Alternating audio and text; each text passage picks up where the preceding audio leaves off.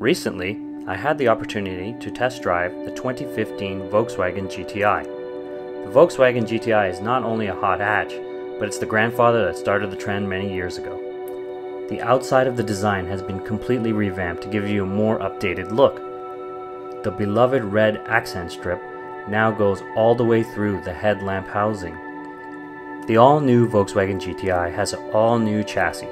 Let's begin with the chassis, known as the MQB platform. It has been designed to not only be lighter, but be far more rigid. This provides the driver with much more feedback than previous models. The GTI feels very upscale, and almost has an Audi-like fit and finish. The new GTI feels like it could give its more expensive brethren a run for their money. The front slats in the grille remind me of a Golf R or an Audi TT RS to some degree. Around the back you'll find a piano black spoiler support, all new taillights, and dual exhaust tips. Moving on to the driver's seat, it was nice to see the flat bottom steering wheel has remained with some minor tweaks. Volkswagen has finally updated the DSG paddles to something bigger, as the previous ones were really way too tiny.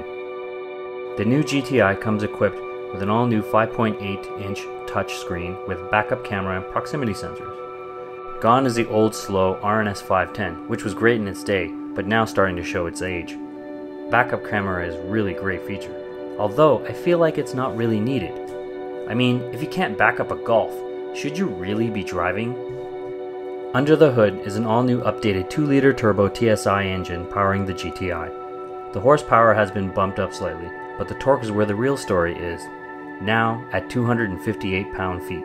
Any driver can tell you torque is where the fun is, and I can assure you there are mounds of torque being driven to those front wheels. What's it like to drive? Well, to find out, I spent many hours cruising around the GTA and up north.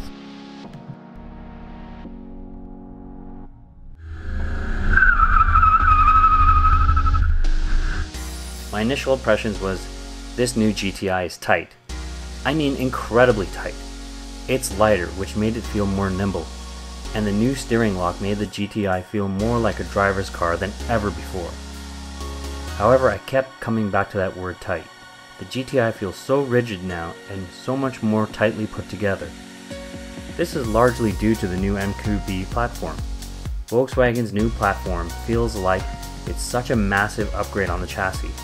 It makes my 2008 GTI feel like a dinosaur. Don't get me wrong, I love my GTI, but this new 2015 model is just so composed, especially on twisty roads. It just really comes to life. The Volkswagen GTI has come a long way, and this new model is no exception. It sits with a better stance, and the chassis has been greatly improved. Now combine that with all the mounds of torque made it to the DSG, and you quickly realize it's the perfect car for spirited driving or carrying the kids to school. Mileage on the Volkswagen GTI still remains very good. The mileage was pretty close to Volkswagen's official numbers of 9.4 in the city and 6.9 in the highway. I was able to average about 10 liters combined city, highway, and spirited driving. Those numbers are really good for a car with this size with all that torque. But when you come right down to it, is it still the hot hatch I've grown to love?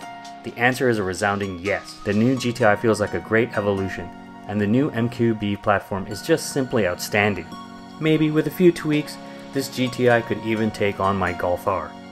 In the end, every car has something I wish it did or did not have.